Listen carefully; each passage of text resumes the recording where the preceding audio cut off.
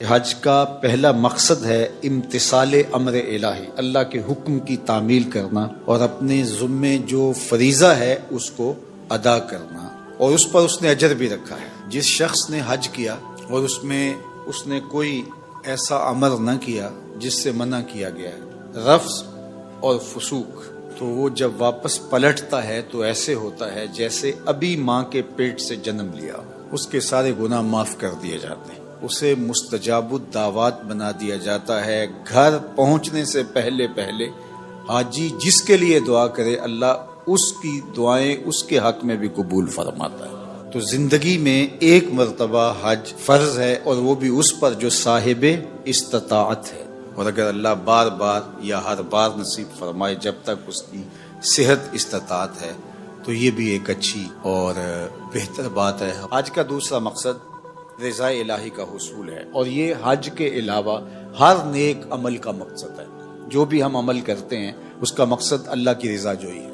اگر اس کا مقصود تسکین نفس ہے، اس کا مقصود لوگوں پر اپنا تفوق ثابت کرنا ہے، حاجی کہلانے کے لیے حج کیا، یا کوئی اور مقصد تھا، تو پھر وہ حج نہیں ہوگا۔ ریا سارے عمل کو باطل کر دیتی ہے۔ اللہ کے محبوب علیہ السلام نے کسی عمل کو شرک نہیں کہا سوائے ریا سے، ریا کو شرک اصغر کہا گیا۔ تو حج کے سفر میں باقی اعمال خیر میں اپنے آپ کو ریا سے بچانا چاہیے، چونکہ اللہ قیامت کے دن جو ریاکار ہوگا اس سے کہے گا کہ جن کے لیے تو عمل کیے تھے، جن کے دکھلاوے کے لیے کیے تھے، ان کی جزا ان سے لے۔ تو آقا کریم نے فرمایا اللہ صرف اسی عمل کو قبول کرتا ہے جو اسی کے لیے کیا جائے۔ اس حدیث کو اگر ہم اپنی زندگی میں اپنے ساتھ جوڑے رکھیں تو ہمارے عمل سے، رویوں سے، طرز زندگی سے ریا ختم ہو جائے گی۔ حج کا مقصد اپنے گناہوں سے معافی ہے۔ اللہ کے حضور حاجی اپنے جرم لے کے جاتا ہے۔ حضرت شیخ شبلی فرماتے ہیں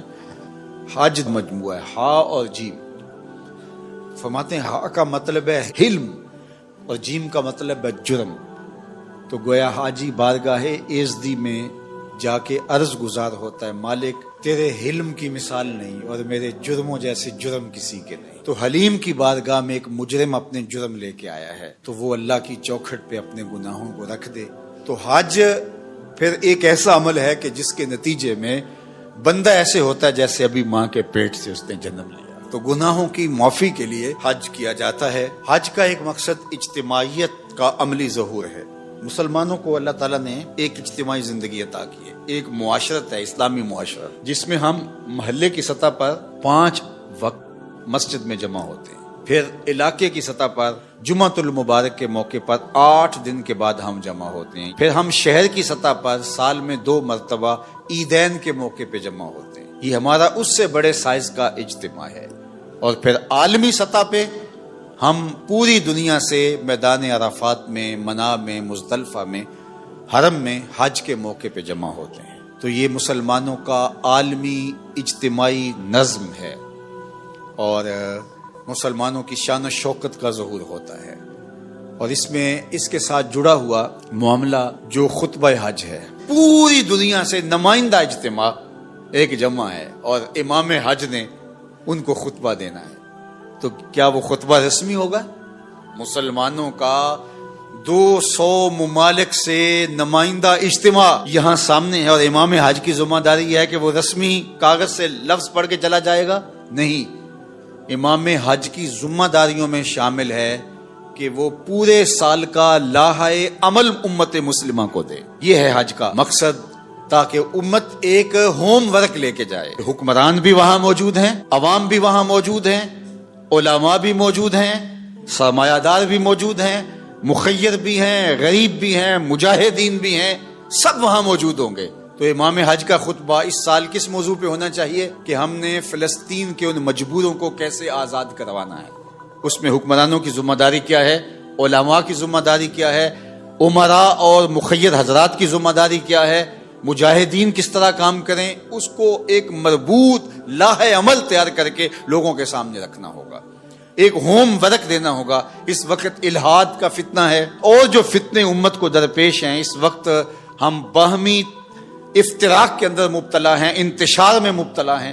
تو ایک مربوط لاحہ عمل دیا جائے جس میں بتایا جائے کہ ہم نے پورا سال یہ نمائندے پوری دنیا سے جو آئے ہیں یہ جا کے اس بات پہ کام کریں گے، اس موضوع پہ جا کے ورک کریں گے، تو یہ لاہے عمل ہوگا۔ حج کے مقاصد میں سے ایک حج کا مقصد مساوات کا عملی ظہور ہے۔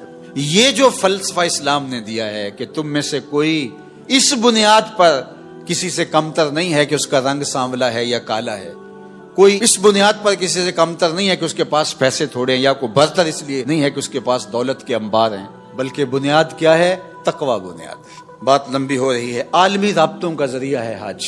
دنیا بھر کے علماء صلحاء وہاں جمع ہوتے ہیں۔ کاش کے اس طرح کا کھلا انتظام ہو، جس طرح ہمارے یہ کمیٹیاں بنی ہوتی ہیں، علماء کے علماء سے رابطے ہوں، تاجروں کے تاجروں سے رابطے ہوں، اور حج کے لیے تمام ملکوں کے سفیر جائیں، ممکن ہو تو تمام ملکوں کے عمرا جائیں، ان کے آپس میں رابطے ہوں، وہاں مشترکہ اعلامیے ہوں، تو ہمارے آدھے مسائل تو اس سے ہی حل ہو جائیں گے۔